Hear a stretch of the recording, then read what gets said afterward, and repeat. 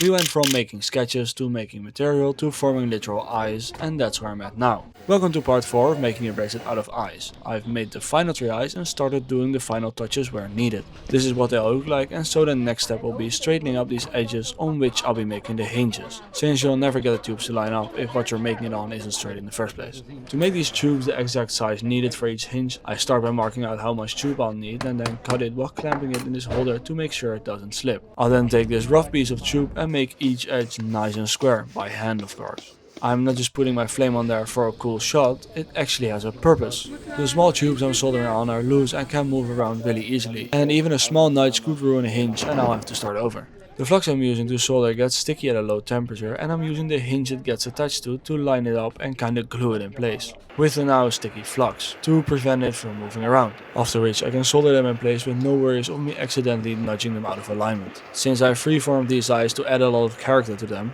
not all the edges will be the exact same size, and so I can't use the same measurements for each hinge. To get around this problem, I made the outer 2 tubes on each hinge exactly 5mm and fit the middle tube based on each hinge individually. This made all of them as neat as possible while also being all the exact same.